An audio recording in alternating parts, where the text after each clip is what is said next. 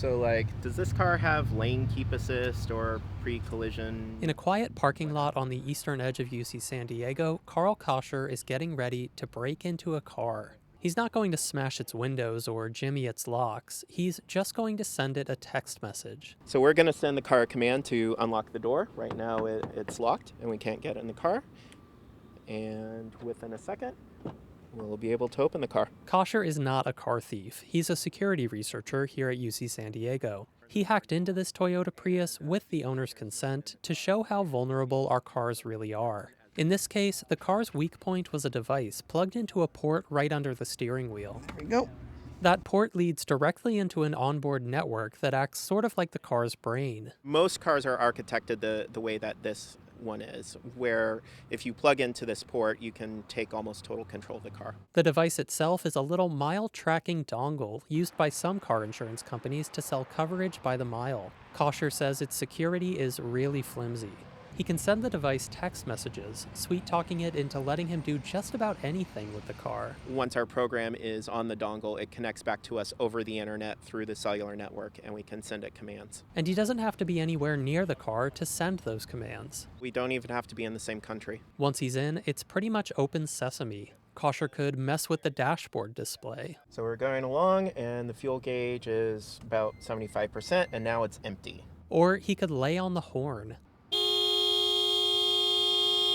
And now it won't stop until we send a command to turn off the horn. In a previous demo, he and his colleagues were even able to cut the brakes in a slow-rolling Corvette. You could do all sorts of things to sort of spook out the driver. Now, Kosher doesn't want to spook out drivers. He wants companies to patch the flaws he and other security researchers are finding. But the auto industry has argued that messing with copyrighted car software violates the Digital Millennium Copyright Act, or the DMCA. I asked Kosher if what he did to this Prius was strictly legal. We think we're all in the clear. And Are there people who think that what you've been doing today is illegal?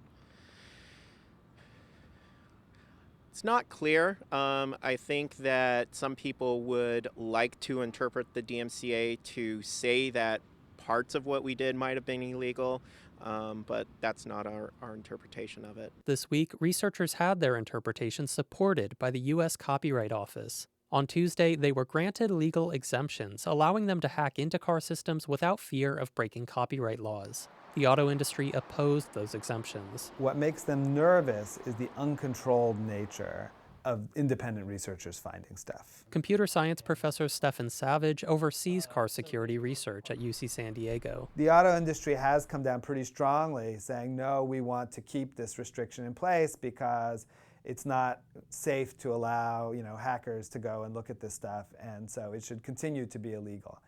And taken on its face, that would make basically all the kinds of research that we do illegal. Savage and his team won't have to worry about that accusation once the new exemptions researchers won this week go into effect. The Alliance of Automobile Manufacturers, a lobbying group that fought those exemptions, declined an interview. As for what this all means to drivers, Savage says car hacking hasn't reached the point where the average person needs to panic. I wouldn't lose any sleep about it. I wouldn't pick what car to buy based on that at this moment. Do I think that means that no one should be worried about it? No, I think that's a huge mistake. I think the car industry has the luxury, which is so rare, of having 5 to 10 years advanced warning to get their act together before there are real and serious attacks. Savage says what will keep drivers safe is more research and a car industry that's open to criticism.